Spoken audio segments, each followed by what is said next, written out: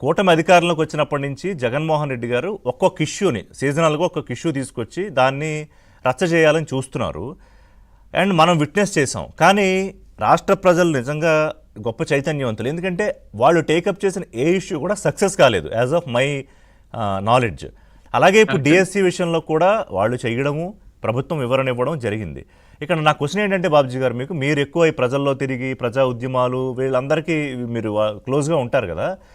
So ఇప్పుడు రాష్ట్రంలో ఎగ్జాక్ట్గా ఈ డిఎస్సి విషయంలో ప్రజలు ఏమనుకుంటున్నారు?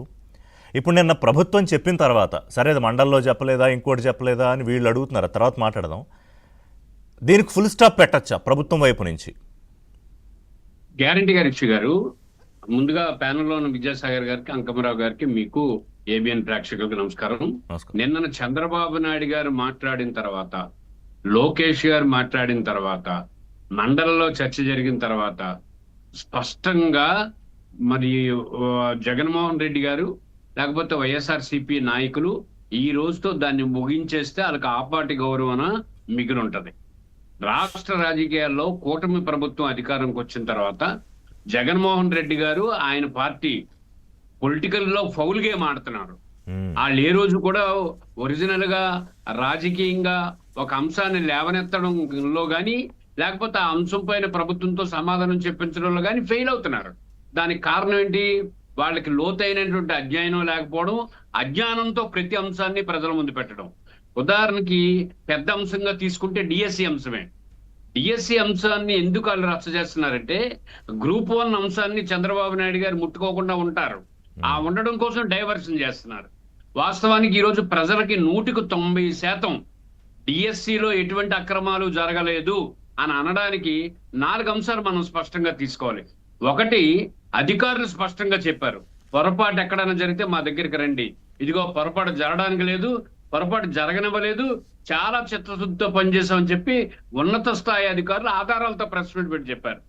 2, కోర్టుకు వెళ్ళినప్పుడు మీ అభ్యర్థులకు లేని ఇబ్బంది మీకెందుకు, వాళ్ళు ఎవరైనా మమ్మల్ని సంప్రదించవచ్చు కదా అని అంటే అక్కడి నుంచి మళ్ళా గాయబ్. 2ది. 3వది, లోకేష్ ను బదనాం చేయడం కోసం ఏదో జాతీయ స్థాయిలో కాంగ్రెస్ పార్టీ ఆందోళన చేసింది కాబట్టి ఆ స్థాయిలో జంజీ పేరుతోటి లోకేష్ మీద బురద జల్లాలనుకుంటే వెంటనే దాదాపుగా 7 నుంచి 8 వేల మంది ఉపాధ్యాయులు విజయవాడలో వచ్చి లేదు వాస్తవం ఇది, ఇదిగో మేమంతా కష్టపడ్డాం, ఎక్కడ పొరపాటు జరగలేదని చెప్పడం. 4వది, నిన్న అసెంబ్లీలో అద్భుతమైనటువంటి అసెంబ్లీలో ప్రతి మాట లోకేష్ మాట్లాడుతున్న మాటకి ఎందుకు సమాధానం చెప్పలేరు? చెబుతున్నారు కదా. ఈ రోజు ప్రజాస్వామ్య వ్యవస్థలో మీరు గాని నేను గాని అందరం అడుగుతున్నాం. మీరు 11 మంది సభ్యులు ఉన్నారు, ఇదే కీలకమైన ఎజెండా. మీరు అసెంబ్లీకి వెళ్ళండి, అసెంబ్లీలో మాట్లాడండి, లోకేష్ నిలదీయండి, ముఖ్యమంత్రి నిలదీయండి, మీ దగ్గర ఉన్న సమాచారం ఉంటే ప్రభుత్వానికి అందివ్వండి. అంతేగాని గేటు బయట ఉండి మీరు అరవడం ఏంటి, లోపల ఉండి వాళ్ళు ఏమైనా వాస్తవాలు చెప్పడం ఏంటి? అంటే మీరు ఫౌల్ గేమ్ లో నిమగ్నం అయినట్టే కదా. పైగా ఆయన ఎమ్మెల్సీ అంటాడు అప్పిరెడ్డి, ఎక్కడో చెప్పారు మా దగ్గరికి రండి అంటాడు. అంటే ఏంటి, మీరు మండలంలో ఉంటే మీ దగ్గరికి రావాలి, వాళ్ళు అసెంబ్లీకి వెళ్తారు. ఇప్పుడు బొత్స సత్యనారాయణ, లేళ్ల అప్పిరెడ్డి ఈ పెద్దలంతా కలిపి జగన్మోహన్ రెడ్డి దగ్గరికి వెళ్ళి, అన్నా మండలంలో కాదు నువ్వు శాసనసభకి వెళ్ళు 11 మంది, అక్కడ వాస్తవాలు అవునో కాదో చెప్తారని ఎందుకు చెప్పలేరు? బొత్స సత్యనారాయణ మోస్ట్ సీనియరే కదా, ఎందుకు చెప్పలేరు? జగన్మోహన్ రెడ్డికి చెప్పి ఎందుకు పంపించలేరు?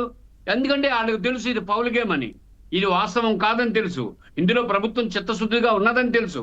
ఏదో రాజకీయంగా విమర్శ చేయాలి, ఒక గుడ్డగాల్చి ముఖమే పడియాలి, ఇది ఒక రకమైనటువంటి ఆందోళన కార్యక్రమానికి ఆ పార్టీలో పనిచేస్తున్నటువంటి యువతకు అందరికీ. అంటే జగన్మోహన్ రెడ్డి ఎత్తుకున్న ఫౌల్ గేమ్ ని మొయ్యలేక దించలేక తంటాలు పడుతున్నారా వైసీపీ వాళ్ళంతా?